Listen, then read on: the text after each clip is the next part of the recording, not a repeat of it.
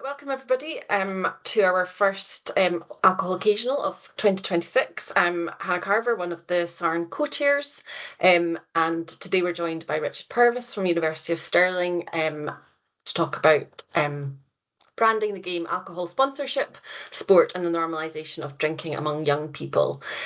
Just to say, with the settings of this event, you'll be muted, so if you do want to ask a question at the end, please put your hand up and we can unmute you. Do add questions to the chat. Oh, you can't hear anything. Jodie, I'll let you try to deal with any IT issues, sorry. Do add your questions to the chat and we can read those out in our discussion section we'll have time for Q&A at the end. Just to say, the recording's already started, so I don't think anyone's on the screen, but if you don't want to have your face on the recording, please make sure your camera is off for the duration of the seminar.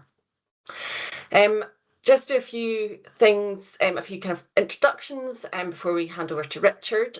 So just a little bit of information about the alcohol occasionals. So these showcase new and innovative alcohol research. They're free online webinars that provide a chance for researchers, healthcare professionals, policymakers and members of the public to hear about alcohol related topics and discuss and debate the implications for policy and practice. And Jodie will put a link in the chat with the full series so you can sign up to future events. SARN, the Scottish Alcohol Research Network, is a network of researchers, academics and third sector partners who are interested in alcohol public health policy in Scotland. We aim to share knowledge and skills, facilitate discussion and build connections between researchers. And if you're not a member and you'd like to find out more, please get in touch with us and then you can also have a look at the website. And then just to say a little bit about SHAP, so Scottish Health Action on Alcohol Problems is a partnership between the Medical Royal Colleges and the Faculty of Public Health in Scotland and based at the Royal College of Physicians of Edinburgh. Using the best available evidence, SHAP provides the authoritative clinical voice on how policymakers and clinicians can reduce alcohol-related harms in Scotland. So I'd like to introduce our speaker for today, Dr. Richard Purves from the University of Stirling. So Richard is a senior research fellow at the Institute for Social Marketing and Health at Stirling, whose research focuses on the commercial determinants of health, particularly the role of alcohol marketing, sponsorship and digital promotion in shaping attitudes, consumption patterns and health inequalities. His work consistently demonstrates how alcohol marketing, especially through sport sponsorship, social media and youth-oriented branding, normalises consumption and undermines public health objectives. His research contributes significantly to UK and international debates on regulatory reform, marketing restrictions and the protection of children and young people from alcohol promotion. Through collaborations with public health agencies and policymakers, Richard has helped generate evidence informing discussions around sponsorship bans, digital marketing oversight and industry self-regulation. So our seminar today is titled Branding the Game, Alcohol Sponsorship, Sport and the Normalisation of Drinking Among Young People. And drawing on an extensive programme of research, Dr. Purves will explore how alcohol companies strategically embed their brands within sport to normalise and glamorise drinking, particularly among younger audiences. He'll combine insights from previous work on alcohol sponsorship with new and emerging research and reveal how marketing practices ranging from high-profile sponsorship deals to the subtle use of alibi branding and zero alcohol products can shape perceptions and blur the boundaries between sport and alcohol. So today you'll gain a deeper understanding of how these strategies operate, why they're effective and what they mean for public health policy and the future regulation of alcohol marketing.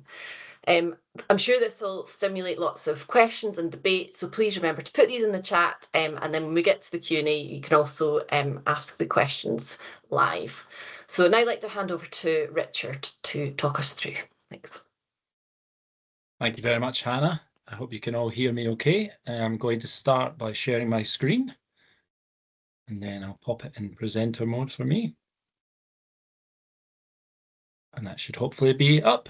Someone let me know if you can't see that, but I'm going to assume that you all can, hopefully. So good afternoon, everyone. Yeah, thank you for joining us today. I'd like to thank Shap and Sarn for inviting me to speak today and for all their help in setting this up. As Hannah's introduced, my talk is called Branding the Game. So I'm going to focus on alcohol sponsorship, sport, and a particular focus on children and young people. So before we begin, I'll briefly introduce myself a bit more. I know Hannah's done a great job there, but let me just briefly introduce myself. I'm a public health researcher. Again, I'm based at the Institute for Social Marketing and Health at the University of Stirling, where my work focuses on alcohol marketing, sports sponsorship, youth exposure to advertising, and the wider commercial determinants of health. And much of my research examines how alcohol companies promote their products across sporting environments, television, broadcasts, social media packaging, and digital platforms, and how this marketing shapes attitudes and behaviours, particularly among children and young people. And a major strand of my work has explored alcohol sponsorship in sport, including measuring branding exposure during events such as Euro 2016 football tournament, the Six Nations Rugby Championship, professional football leagues, and televised rugby broadcasts. And a couple of disclaimers before we start. A few of the images used throughout this presentation have been generated using AI and points to those who can spot them, although the examples that I'll use of alcohol sponsorship are entirely real. So these images will portray alcohol products in an attractive way. Indeed, that's the whole point of my talk. But me using them is in no way an endorsement of these brands or these products. And moving on to my funding statement, I've received funding for alcohol-related work from the following bodies: the World Health Organization, Economic Social Research Council, Alcohol Focus Scotland, SHAP, Spectrum Consortium, the Scottish Football Association, and the Scottish Professional Football League. And I have no other conflicts of interest to declare. So moving on to today's talk. The theme of this year's Alcohol Occasionals is Future Directions for Alcohol Research, Policy and Practice, Priorities for a New Scottish Government. And with that in mind, I want to use this talk to explore what the evidence tells us about alcohol sponsorship, why it matters, and what the implications are for future policy in Scotland. So I'll begin by examining the scale and visibility of alcohol sponsorship, how frequently people are exposed to it, where those exposures occur, and how sponsorship has become embedded across sporting and cultural environments. I will then turn to the research evidence on its impact, so not only on individual attitudes and behaviours, but also on broader social norms, drinking cultures, and population health. From there, I'll discuss the growing role of no and low alcohol brands in sports sponsorship, and consider whether these partnerships simply represent a meaningful shift or a new marketing strategy for alcohol companies. And finally, I'll reflect on the policy and regulatory options available to the Scottish Government and what future directions alcohol policy in Scotland might take in response to this evolving evidence base. So, as we've said, this talk will draw on a programme of research we've conducted on alcohol sports sponsorship over several years, alongside findings from the wider international evidence base. I'll also be drawing on evidence identified through an ongoing WHO-funded literature review, which is examining the nature, extent, and impacts of sports sponsorship. So to understand the significance of alcohol sponsorship in sport, we first need to appreciate just how broad and sophisticated these partnerships have become. So at its core, alcohol sports sponsorship involves alcohol companies providing financial support to teams, leagues, tournaments, athletes, or sporting events in exchange for promotional exposure and brand visibility.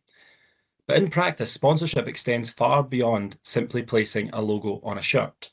Today, sponsorship operates as a complex and highly integrated marketing system.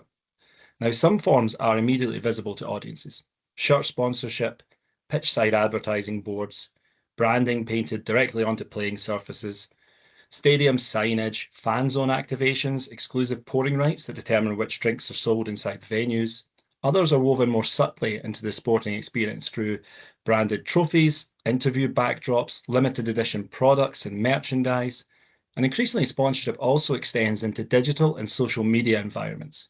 Alcohol brands frequently appear across official club and tournament channels, while players, managers, and sporting personalities may feature in promotional campaigns. The result is a form of marketing that is immersive, emotionally resonant, and difficult to separate from the wider culture and identity of sport itself. And that's one of my key points today, that it's not simply advertising. The purpose of alcohol sports sponsorship extends far beyond promoting a particular product or increasing short-term sales. Its real power lies in its ability to embed alcohol brands within the emotions, rituals, and identities that make sport so culturally significant. Through sponsorship, alcohol becomes associated with excitement, passion, loyalty, celebration, and at times even national pride and belonging.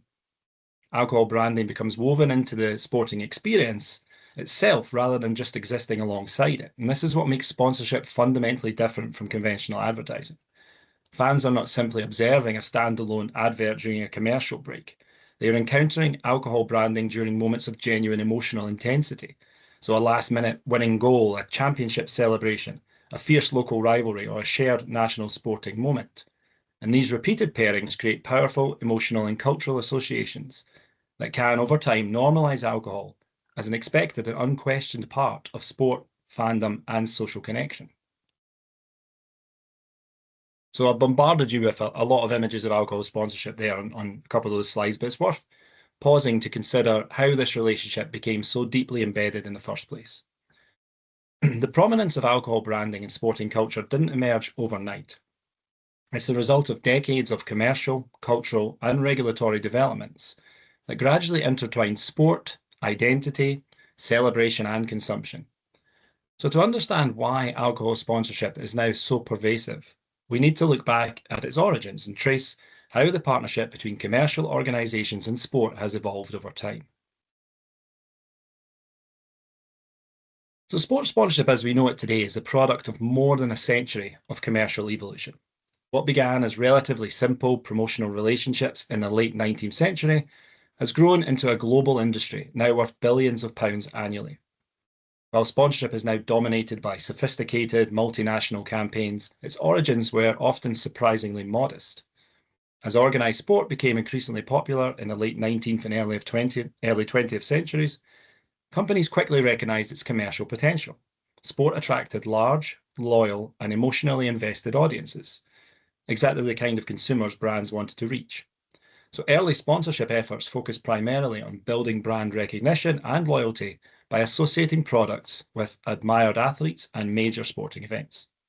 So if we look at the timeline here in the 1880s, tobacco companies in the United States began including collectible cigarette cards featuring famous athletes inside cigarette packs.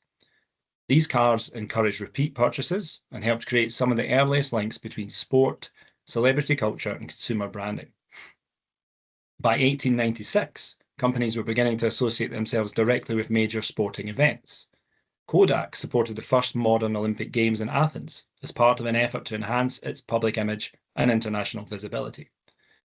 The commercial value of athlete endorsement became even clearer in 1923 when golfer Gene Sarazen signed a landmark endorsement agreement with Wilson Sporting Goods. And this is one of the earliest examples of a long-term athlete sponsorship deal. And just a few years later, in 1928, Coca-Cola partnered with the Olympic Games, beginning one of the most enduring sponsorship relationships in sporting history. And this marked a major turning point in the development of global sports marketing. It demonstrated how major corporations could use international sporting events to build worldwide brand recognition. In 1936, Adidas founder Adi Dassler famously provided shoes to American sprinter Jesse Owens at the Berlin Olympics. Owens' success at the Games gave Dassler's products enormous visibility and helped establish the blueprint for modern sponsorship. And between the 1920s and 1950s, sponsorship expanded alongside the rise of mass media, particularly radio broadcasting, which allowed brands to connect with audiences on an unprecedented scale. Sport was becoming a shared national and international experience. And from the 1960s onwards, the rapid spread of colour television transformed sports sponsorship yet again. Live televised sport began attracting enormous audiences, dramatically increasing the commercial value of sponsorship rights. Brands could now reach millions of viewers simultaneously, and this era laid the foundations for the highly lucrative and globally interconnected sponsorship industry that we see today. So where does alcohol sponsorship fit into this? So compared with industries such as tobacco, soft drinks, alcohol companies arrived relatively late to large-scale sports sponsorship.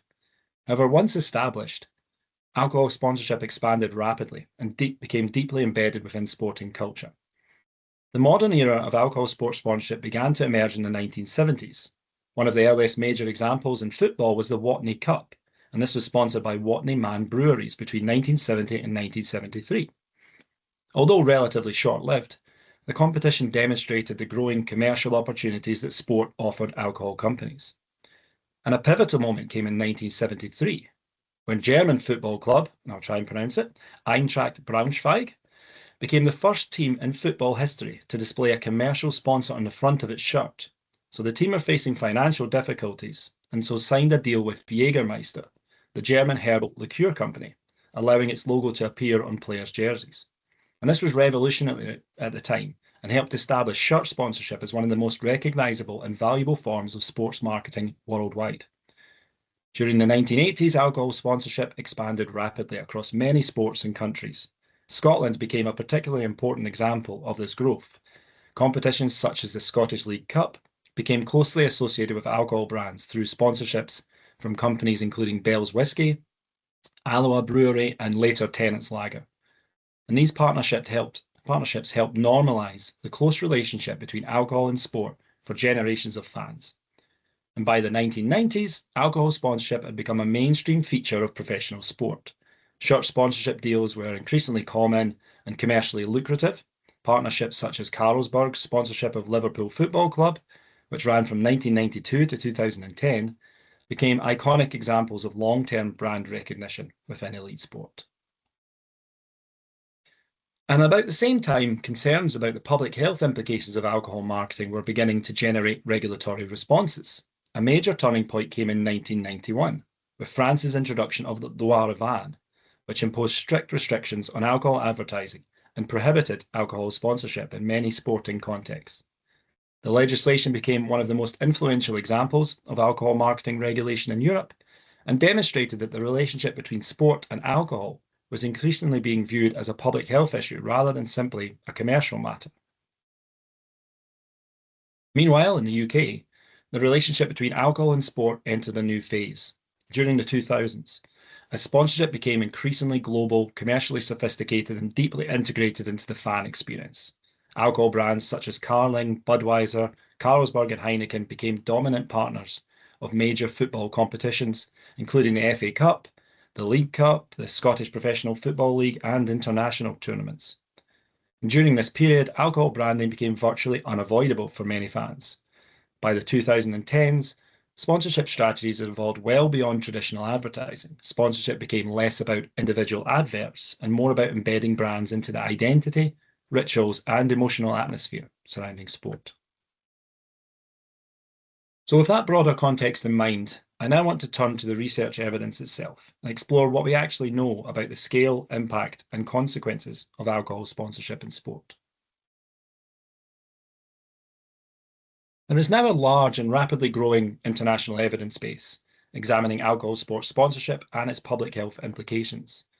Over the past 15 to 20 years, research in countries including the UK, Australia, New Zealand, Ireland, and Canada have moved this issue from being viewed primarily as a commercial or sporting concern to being recognised as an important population health issue. Researchers have investigated a wide range of questions from how frequently alcohol branding appears during sporting events and broadcasts, the extent to which children and young people are exposed to sponsorship, how fans perceive and respond to alcohol partnerships, the role sponsorship plays in shaping drinking norms and sporting culture, and whether policy interventions, restrictions, or sponsorship bans are effective in reducing exposure and harm. And what's particularly striking is how consistent many of these findings have become across different countries and sporting contexts. Despite differences in regulations, sports, and media systems, the evidence repeatedly shows that alcohol sponsorship is highly visible, emotionally powerful, and deeply embedded within the culture of sport. So let me begin by examining the scale and nature of alcohol sponsorship in sport, what this sponsorship actually looks like in practice, and just how widespread it's become across modern sporting environments.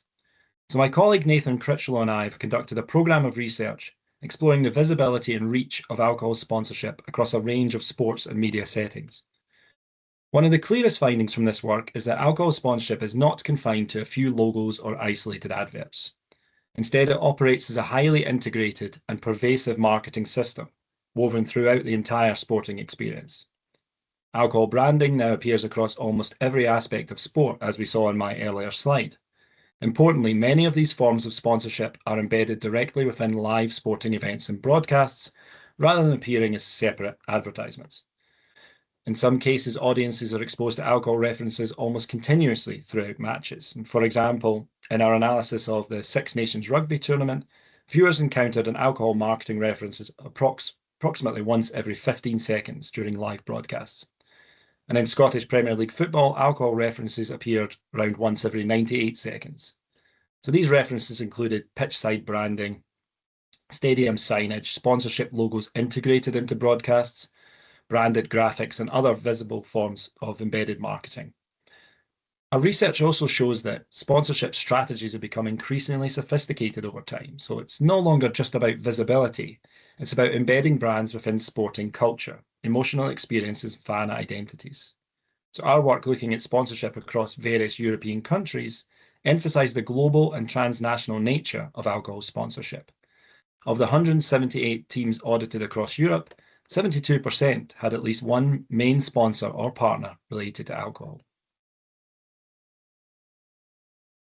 So moving beyond simply documenting how much alcohol sponsorship exists, let's focus on how people actually experience it. In other words, what are the mechanisms of exposure? How does alcohol branding become so visible, memorable, and normalised within sport? What the evidence shows is that exposure to alcohol sponsorship is not generated through one single advert or sponsorship deal. Instead, it operates through a network of overlapping and highly integrated channels that surround audiences before, during, and after sporting events. One of the most powerful mechanisms of exposure is live televised sport. Broadcasts repeatedly expose viewers to alcohol branding through pitchside advertising, branded graphics, sponsorship idents, interview backdrops, replay screens, commentary references, and visual branding embedded throughout the match coverage. Importantly, these exposures are continuous and cumulative, often occurring hundreds of times during a single event. Viewers are not simply watching a game, they are watching a heavily branded environment in which alcohol marketing becomes part of the visual fabric of sport itself. Sporting venues themselves are another major source of exposure. Studies consistently identify alcohol branding throughout stadiums and arenas, from perimeter boards and giant screens to branded bars, hospitality suites, fan zones, and concourse displays. And what makes these environments especially influential is that the branding is immersive and difficult to avoid. Alcohol sponsorship becomes embedded within the atmosphere, rituals, and emotional intensity of attending live sport, shaping not only what people see, but how they experience sport as a social and cultural event. In our foul play study, which focused on the alcohol marketing at the Euro 2016 football tournament, we identified extensive and repeated alcohol marketing throughout broadcasts of matches, demonstrating how exposure operates through multiple interconnected mechanisms rather than through isolated advertisements alone. So alcohol branding appeared continuously within the stadium and wider tournament environments. As matches moved between live play, replays, commentary, crowd shots, and post-match analysis, alcohol branding remained persistently visible in the background, creating a highly saturated marketing environment for viewers. Fans encountered branding not only while watching the football, but also while engaging with surrounding media coverage, social media content, and public fan experiences linked to the competition. This meant that alcohol marketing became integrated into moments of excitement and collective fandom, making the sponsorship feel less like traditional advertising and more like a natural part of the event. And likewise, a study by Murray et al. Demonstrated the enormous scale of this exposure by estimating that alcohol-related branding during Euro 2016 matches generated billions of visual impressions globally, including substantial exposure among children and young people. And studies increasingly highlight digital and social media as some of the most powerful mechanisms of exposure to alcohol sponsorship in sport. Today, the sporting experience no longer begins and ends with the final whistle. Fans engage with teams, players, tournaments, and sporting personalities constantly through Instagram, TikTok, X, YouTube, podcasts, live streams, and fan channels, creating an always-on environment in which alcohol branding can circulate continuously across platforms and audiences. And what makes this particularly significant is often that the marketing is often subtle, interactive, and highly shareable. Alcohol brands are embedded within memes, highlight clips, competitions, influencer content, behind-the-scenes footage, and fan engagement campaigns that blur the boundaries between advertising, entertainment, and fandom. Younger audiences are especially immersed in these digital spaces, meaning they may encounter alcohol branding not as a traditional advert, but as part of the online sporting culture that they consume every day. Another important finding across the literature is that alcohol sponsorship rarely promotes alcohol alone. It promotes a set of powerful cultural meanings and identities. So alcohol brands position themselves not simply as commercial advertisers, but as part of the emotional and cultural fabric of sport itself. And we can see this very clearly in Scotland, where brands such as Tennent's have long presented themselves as loyal supporters of Scottish football and national sporting culture. But these strategies are not unique to the UK. Our research in Uganda demonstrated that similar approaches are being used internationally by multinational alcohol companies seeking to embed themselves within local sporting cultures and identities. In Uganda, alcohol sponsorship was often framed as essential to the survival and development of sport itself. And crucially, sponsorship was presented not just as marketing, but as a form of support for communities, athletes, and sporting development. So this created a narrative that without alcohol industry funding, many sporting activities would struggle to exist. And that can make regulation or criticism more politically and culturally difficult. So bringing all this evidence together, several clear conclusions emerge. First, alcohol sponsorship is not confined to elite professional sport, it's pervasive across the entire sporting landscape.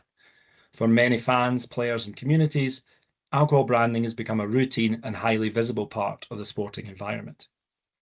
Second, sponsorship now operates across multiple interconnected marketing channels simultaneously. Audiences encounter alcohol branding not only in stadiums and broadcasts, but also across social media and online interactions. This creates a constant and cumulative exposure environment that extends far beyond the match itself. Third, the evidence suggests that alcohol branding has become culturally embedded within sport. Sponsorship is linked to celebration, identity, loyalty, fandom, and social belonging, making alcohol feel like a normal and expected part of sporting culture. Importantly, this exposure also reaches children and young people. And finally, many contemporary sponsorship practices are indirect, integrated, and highly adaptable, making them increasingly difficult to regulate using traditional advertising controls. But at this point, you might reasonably ask, does any of this actually matter? Is alcohol sponsorship simply background branding that people ignore? Or does it genuinely shape attitudes, behaviours, and ultimately health? Well, that question sits at the heart of this debate, because if sponsorship merely increased brand visibility, its public health significance might be limited.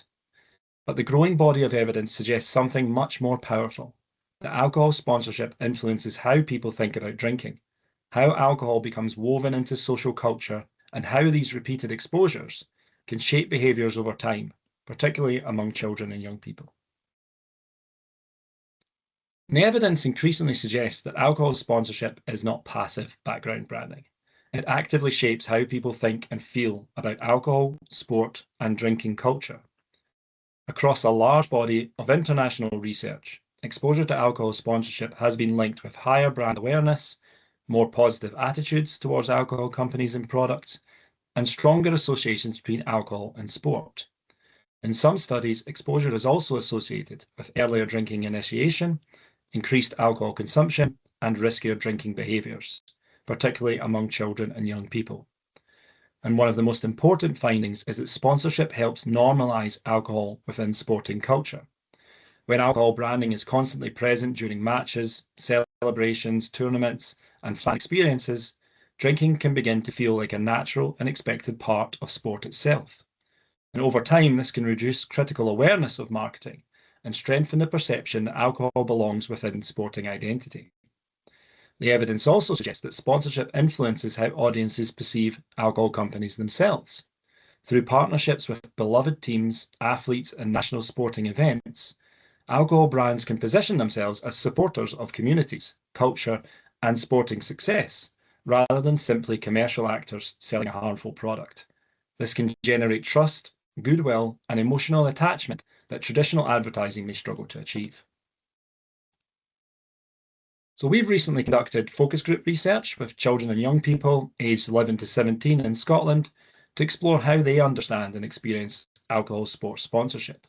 And what was striking is just how familiar many participants were with alcohol brands linked to sport, with young people often able to recall sponsors, logos, and partnerships with ease. These findings closely mirror the wider international evidence showing that sponsorship exposure increases alcohol brand recognition and recall, including among children and adolescents who are below the legal drinking age. And a particularly important theme emerging from both our research and the wider literature is the role alcohol sponsorship plays in normalising alcohol within sporting culture. Many young people described alcohol sponsorship as something that simply has always been in sport. And in this way, sponsorship can reinforce the perception that drinking is naturally connected to sporting fandom and participation. And if we look at some of the quotes from our own research, we can see these ideas very clearly. Many participants spoke about sponsorship making alcohol feel normal, expected, and closely tied to sporting experience. Several also felt that sponsorship could influence young people's attitudes towards drinking. So this work has now led to 2 academic papers. We have one already published and another is currently under review. And importantly, one of the strongest themes emerging from that research was the tension between the healthy image of sport and the promotion of alcohol products. Many young people recognize this contradiction immediately. On the one hand, sport is associated with fitness, performance, well-being, and health. On the other, alcohol sponsorship is everywhere. It's on shirts, in stadiums, across broadcasts, and throughout social media. And what was particularly striking was that young people often held 2 views at the same time. They questioned whether alcohol really belonged in sport, yet they also described sponsorship as something completely normal and expected, especially in professional football and rugby.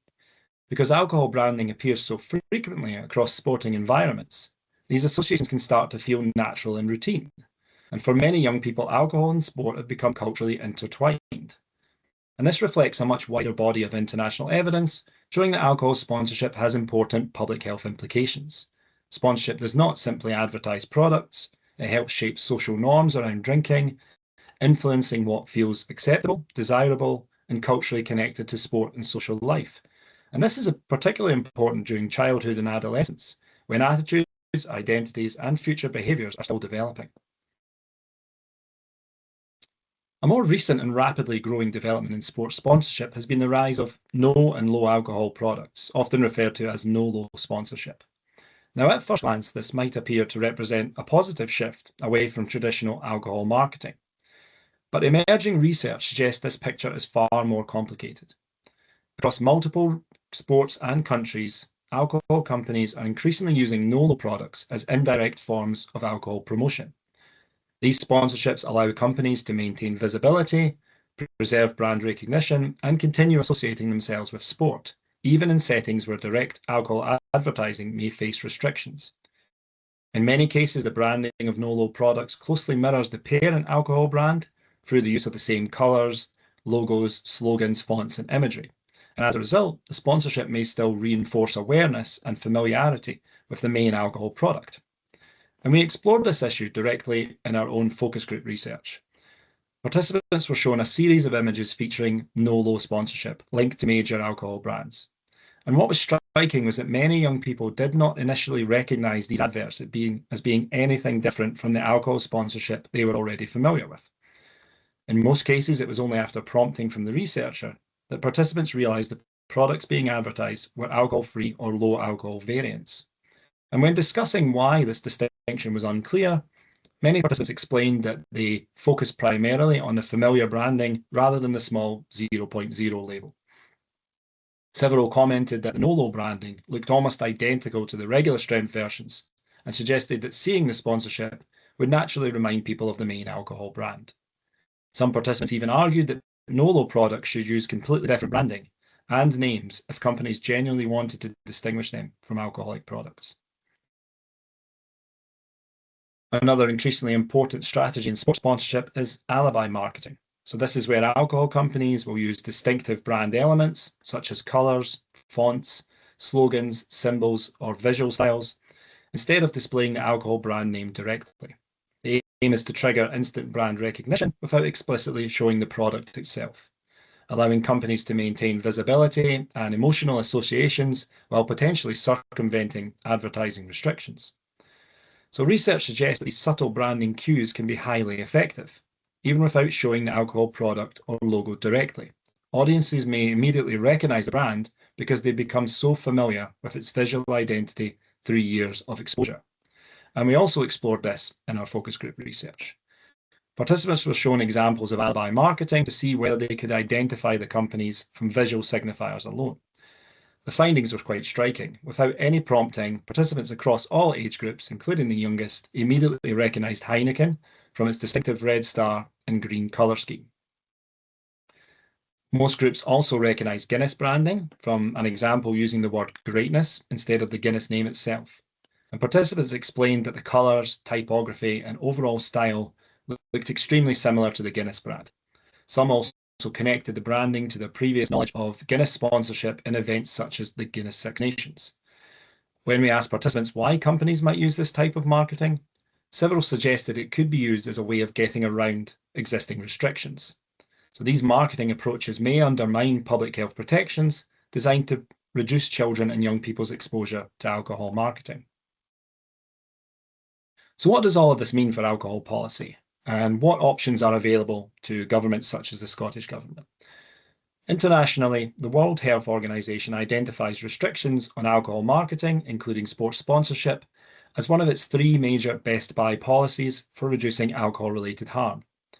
The WHO describes these policies as interventions that are evidence-based, cost-effective, and capable of delivering significant public health benefits at a population level. Across the WHO European region, some countries now have at least some controls on alcohol marketing. However, these systems vary enormously. Some countries, such as France through the loi Van, use statutory regulation, where restrictions are imposed and enforced directly through law.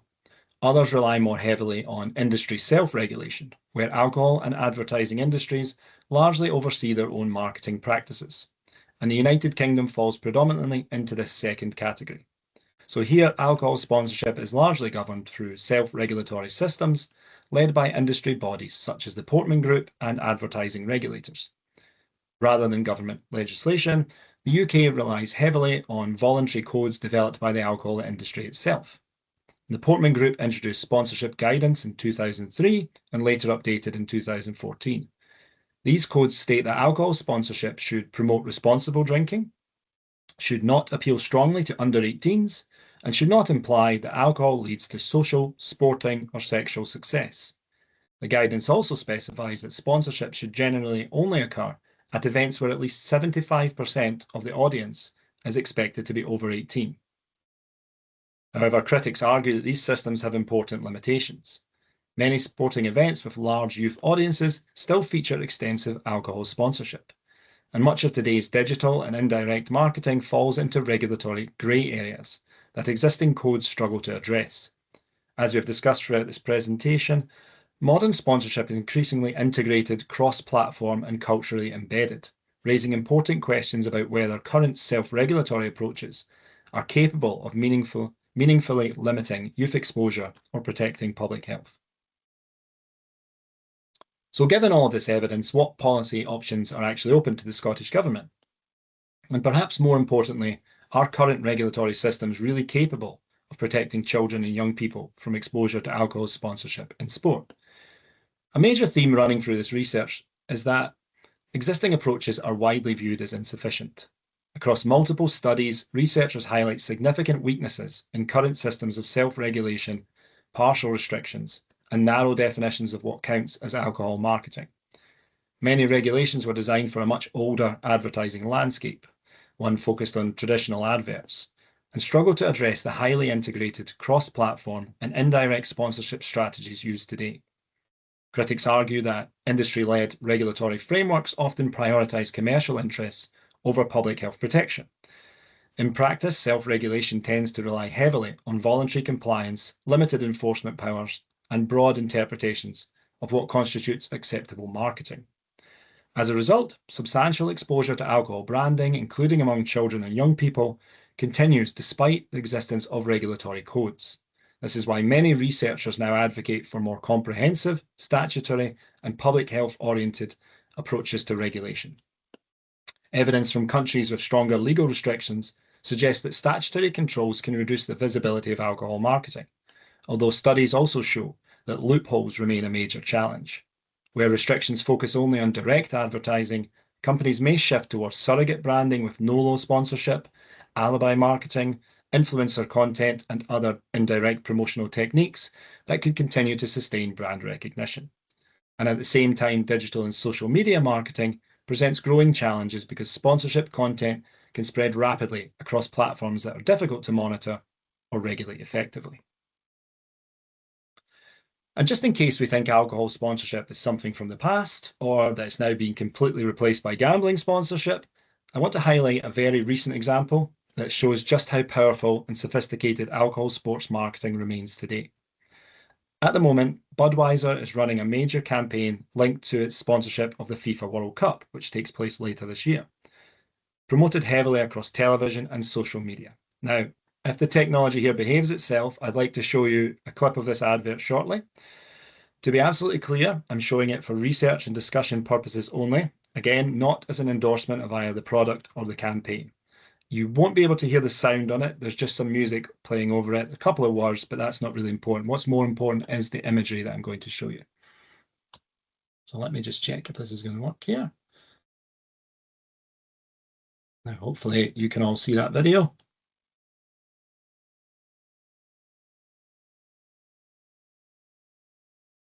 And Jurgen Klopp there says, it's happening again.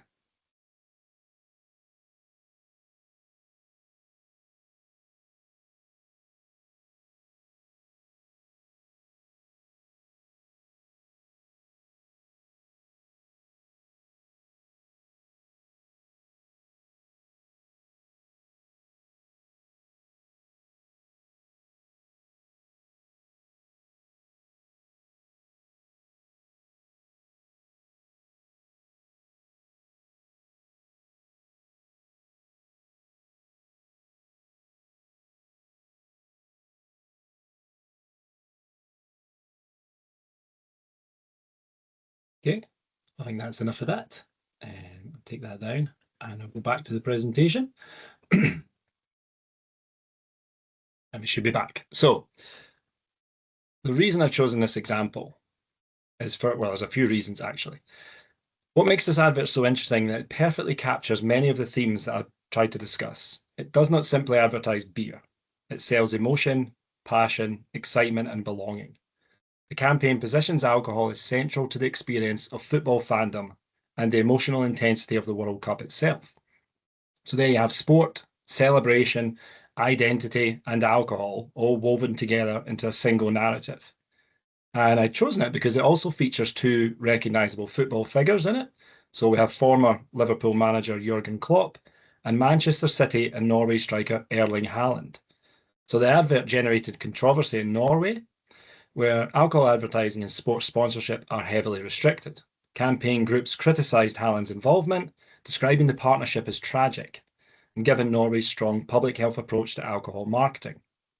And what's particularly striking is how openly the campaign connects alcohol with the emotional experience of elite sport. So in the campaign press release, Haaland stated, "In my first World Cup, I'm going to give it my all on the pitch." So Budweiser's Let It Pour campaign really resonates with me because it reflects exactly how I feel about the tournament. You can perhaps detect a bit of sarcasm in my voice there. And although the campaign's being launched across 40 countries, it is notably not being shown in Norway.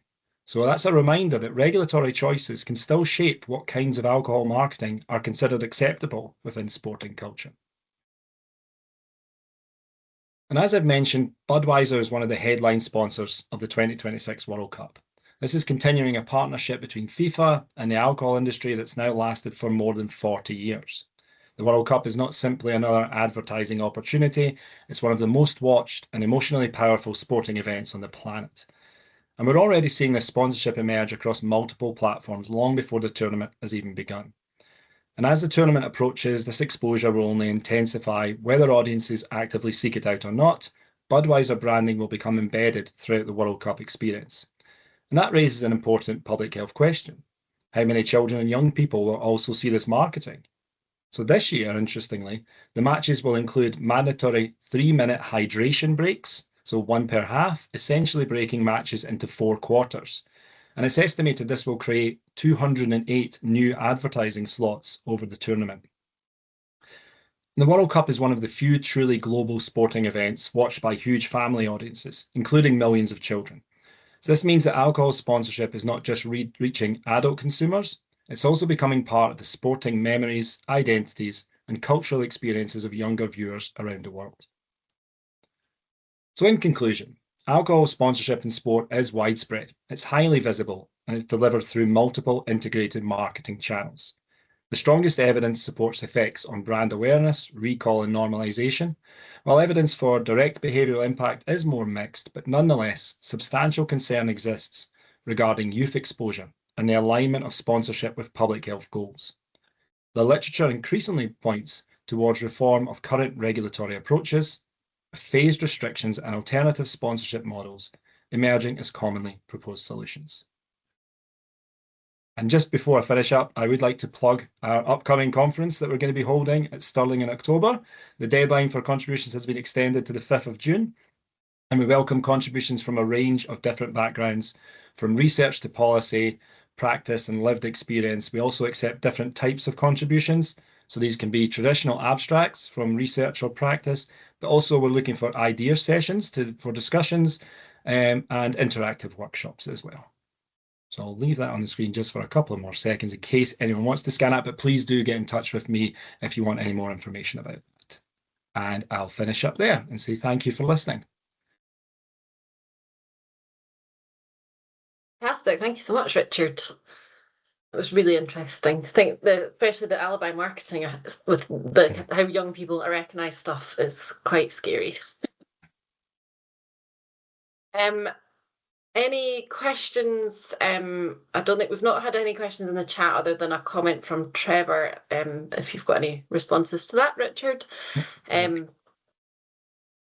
anybody wish to put their hand up. Yes, St. Carlsberg are still official partner. They're just not that kind of front of shirt one. Yes, and yes, there's some CSR activities in there as well that Trevor's mentioning, that the companies do as well. Yeah, interesting. So we've got a question, I think, from Fiona. Jodie, if you're able to unmute.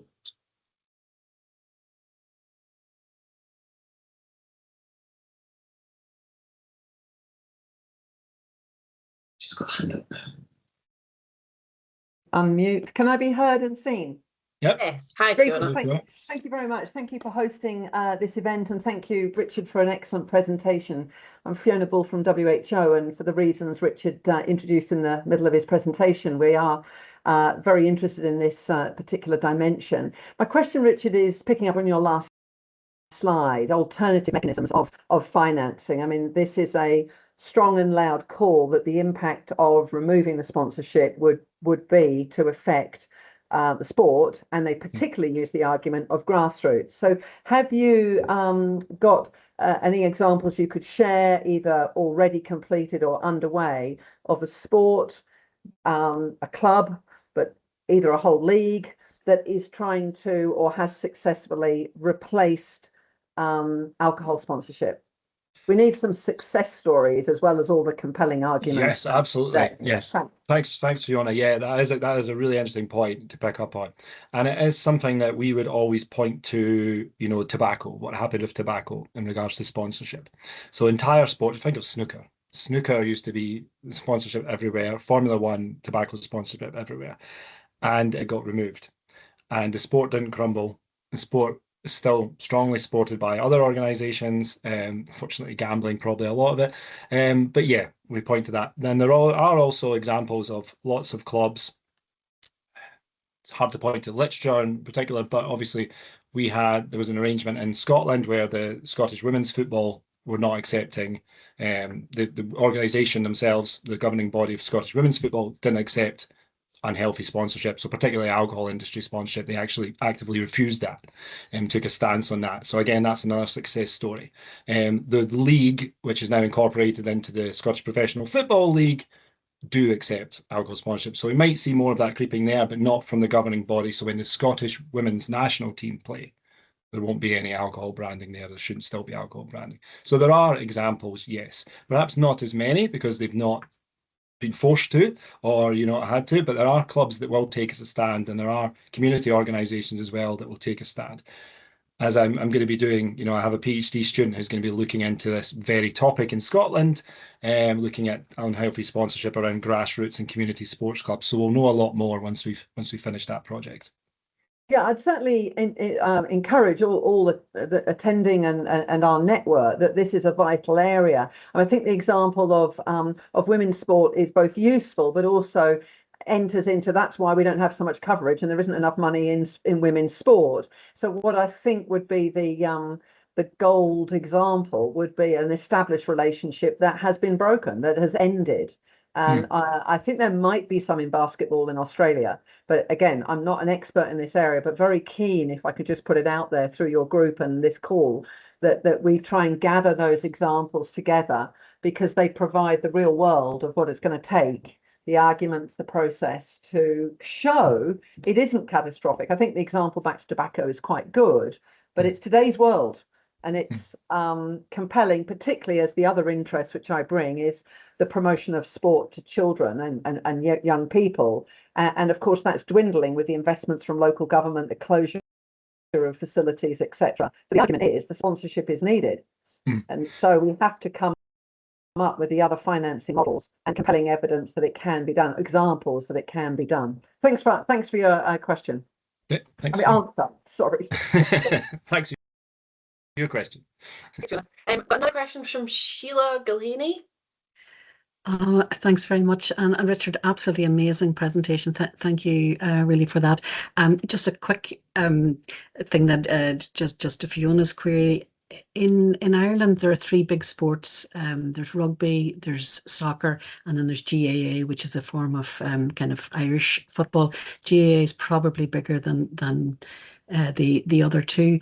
A number of years ago, GAA took a decision to remove alcohol sponsorship from its title championships, like the All Irelands that would be there. And again, all the same arguments were being put forward, that it wouldn't be able to survive and things like that.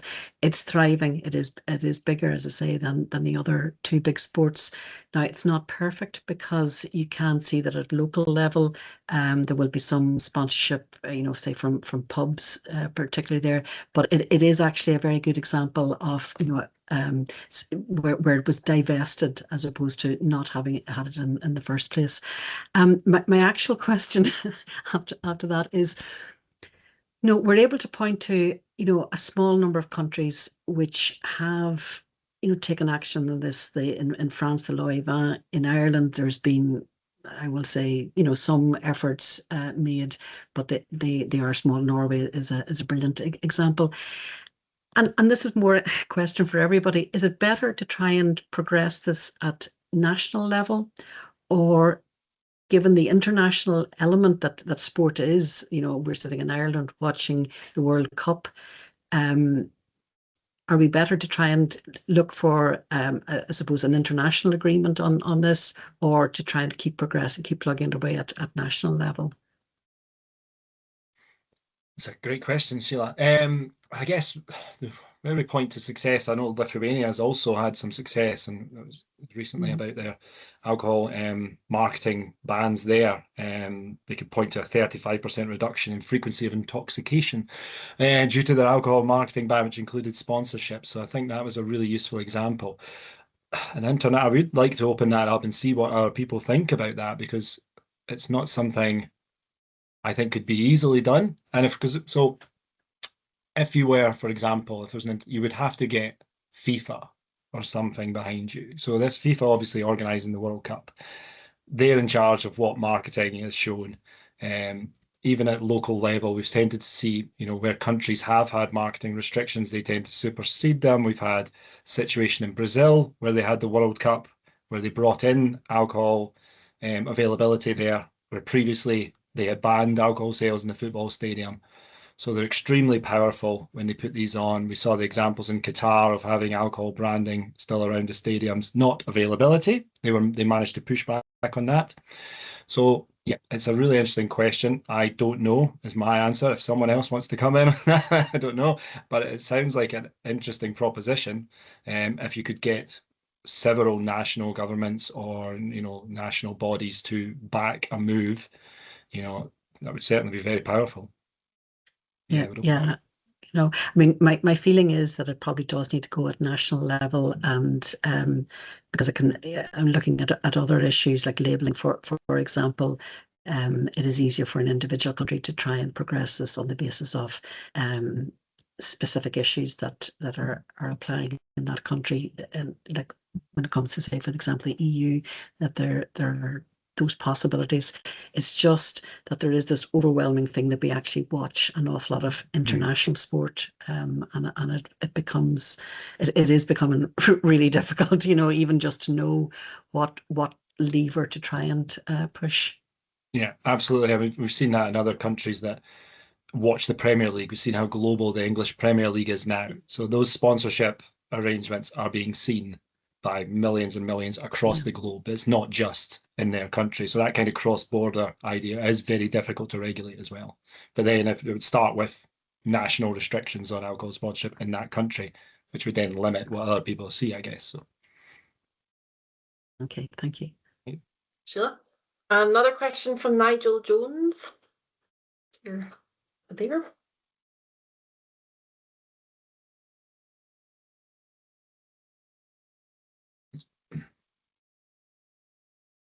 Oh, I think still muted. Okay, Tom, I'm okay now? Yep. Yeah, Perfect. Hi, Richard. That was great. Thanks very much. So I've been in the alcohol or the sports marketing business for over 30 years, and I've worked on the World Cups and the Olympics. So I can come at this from like the brand perspective.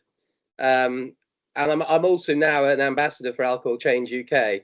So I can see it from both sides. But what I wanted to throw in was more of an observation. It probably is there's probably a question in there as well. But we do quite a lot of work in the Southeast Asian market, and Thailand had an alcohol control act, which it passed in 2008, stopping sponsorship or advertising exposure in sponsorship. And that was, it just stopped. There was no branding allowed, or advertising around the actual association allowed. But there was actually a survey done or a report done, I think it was only a couple of years ago, that showed that it had been really ineffective because they didn't really conquer the indirect side of it. And it's really, the power of this is the fact that the alcohol brands see this as very powerful because it is not looked as the end consumer doesn't look at it as an advert. It's almost like so integrated that it's part of the sport. It's just become part of it, and it's really, really deeply ingrained. And it will be it's going to be a massive challenge to get alcohol sponsorship out of sport. But what I would throw in is simply that if in the campaign, really indirect advertising needs to be massively addressed, simply because it's everywhere. It's at the point of sale, it's on social, digital. So just banning the advertising around it just does nothing. In fact, I think that report found that that the younger generations in Thailand, young Thais, were literally just as affected, or if not even more affected, because social media has grown so much since, by the alcohol brands association with those sports. Yeah, absolutely, Nigel. That's a great point, and hopefully try to touch on that in my presentation. Just the indirect nature, how it isn't just kind of perimeter advertising around a pitch anymore, and particularly children and young people. Will see it in the lead up to the World Cup, and we've seen it with previous tournaments. I've monitored this. The social media advertising, even if it just features a little logo in the corner or something, a little slogan or something, it'll be that. I can't even remember what the slogan was. The slogan that Budweiser are going to use there. Probably. That's what we'll see. That's what we'll see. And the last one was kind of light up the World Cup, the one at Qatar, and that was everywhere. And so even slogans like that then are reaching children and young people, or reaching any kind of consumer, are just really difficult to regulate against. And we know, working in the alcohol marketing field, how difficult it is to regulate social media. Some countries have had success, but it's few and far between. So yeah, it's definitely something that would need to be looked at, and it would need to be more saying what is allowed than saying what is not allowed, to cover yourself for any new developments, because that's the tricky thing. It's keeping up with new developments. And we've seen that the legislation is just really outdated by the time it gets through. And you could have a new development that you just aren't covering, and that'll be the reason for very difficult to attach any reduction in exposure. Yeah, and you know, once I guess that once alcohol is wrapped in like the emotion of sport, you know, it's like it starts to look like, you know, it's so difficult to get out because it becomes part of the culture. Yeah, and I showed one of the examples. I think it was the Heineken Cup, and it was just them lifting the trophy with a big Heineken. That won't be seen as a kind of an advert or anything, because it's just the stand that they put up to lift the trophy. Yeah, But exactly. it's there, it's branding, and it's really powerful, and it's associated with that great moment for the team to lift the trophy. And there's alcohol branding all around it. So yeah, it's really tied in. Yeah, and another classic is the Formula One with the Heineken Zero advertising, which is the banner right across the start line. Yeah, I mean, yeah, and with the zero is just a tiny, tiny little part of it. yeah, It's yeah, just absolutely crazy because yeah, you're exactly right. It is a blatant advert for Heineken yeah, normal strength beer, nothing else. yeah, yeah. Well, that's certainly what the children and young people that we spoke to viewed as well. Yeah. Great. Thank you, Thank you. Nigel. A question from Carol. Thanks, Hannah. Hi there, I'm Carol Emsley, one of the other chairs of the Scottish Alcohol Research Network. Thanks, Richard. That was brilliant, so powerful. I've just got one thing to flag up from Fiona Bull's question and then a separate question. But I just wanted to flag up the work that SHAP had done in the past, our partners, Scottish Health Action and Alcohol Problems, in sponsoring young women's football in Scotland as a really kind of powerful intervention, and putting your kind of public health money where your mouth is. They're really having SHAP as your advertising partner rather than alcohol companies. But for the question, I wondered, with a lot of the digital marketing that we're seeing, is any of it gender differentiated now? Are there obvious attempts to draw in young women to sport more and to see them as a market? Or is it kind of aimed at sport fans more generically? That's a really good question, actually. Yes, I I think you see a lot more females featuring in the advertising than you did before. That's not a quantifiable thing. I'm just going on, just being interested in the topic and having studied it before. Certainly with sports. With sports, there's a lot of more kind of, they won't obviously put children in the advert, but certainly a lot more younger females featured in like the bar scenes and things like that. It's not just a single sex environment, and even the crowd shots and things like that, to partially reflect the changing demographic of sports attendance itself and interest, but also, yes, it will be just to kind of show that it's not just a male-dominated beer. It tends to be the beer brands that are advertised as well. So they're not just aiming for male fans, they're aiming for male and female fans. So yes, but certainly would be something to look at, potentially a future research project there for looking at how that might have changed to attract. But yeah, I think we might see a lot more, because the female game is becoming bigger and bigger and more commercial. We will evidently see some alcohol brand. We already have, I think, in England, because they share the same sponsor. So I think, again, Budweiser in England have also been sponsoring the women's national team as well, because there was Bud Light, and then it was back to Budweiser, I think. So yeah, we have definitely seen that. Yeah. Carol, another question from Campbell Byrne.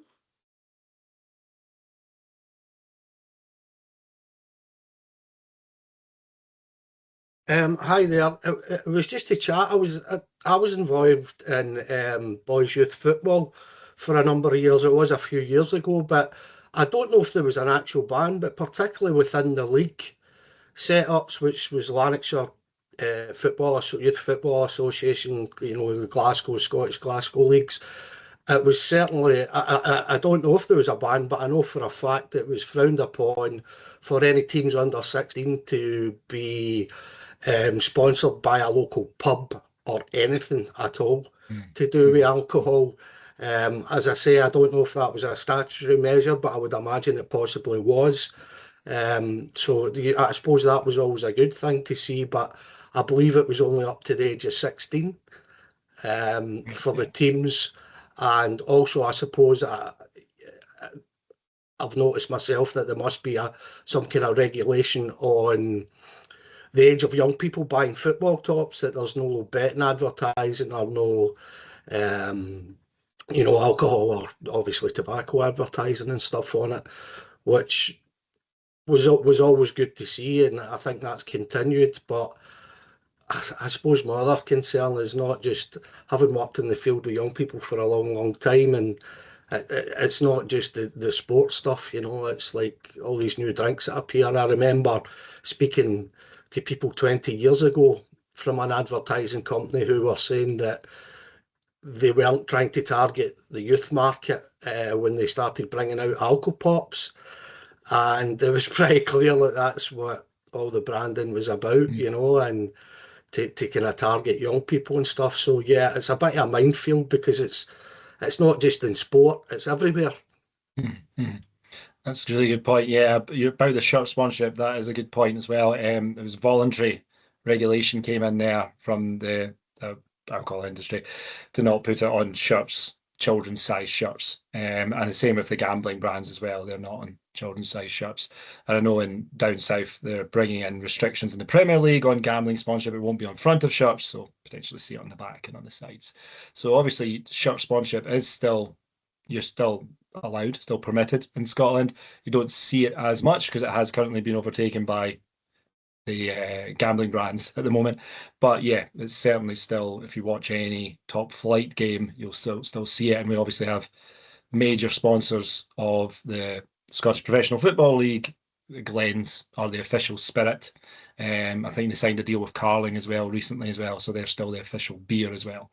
But yes, grassroots is less common. You certainly don't get as many perimeter things. I'd like to think most people would do this, what you mentioned, not have the 6-year-old team sponsored by a local pub or something like that. Sometimes it does happen, but I think maybe local authorities might have their own guidance on that as well. But that is, again, something we'll be looking at in a PhD student's bit of research, so something we might know a bit more about in a couple of years. Yeah, thanks for that, Richard. It was very interesting. Thanks, Brian. Thanks for your question. I think there was a question in the chat from Catherine Dunphy saying, when interviewing young people, had they any ideas or strategies for creating awareness of industry tactics? Oh, good question. We didn't specifically ask about that, but we did ask them about how this makes them feel towards the company. And so they did describe it as, using tactics like alibi marketing, no advertising as sneaky. They said this doesn't feel right. And so those can be transformed even into powerful messages. So we didn't specifically look at that or chat about that, but that is certainly something that would be useful. And I think the reason we obviously focus on children and young people is very powerful. And I think to come back to one of the earlier questions about, how do you, I think it was Sheila's question about, what's the most powerful way of getting this across? I think children, young people's voices in their own words and being able to communicate that as well. This doesn't seem right. And I think that dichotomy of this isn't right, but we expect it, is quite sad. So I think that's a really powerful way of doing it. So although we didn't specifically look at that, I think that is something to take forward. Yeah. Thank you. Any final questions in the chat, or anybody want to put their hand up? We've probably got time for one quick question.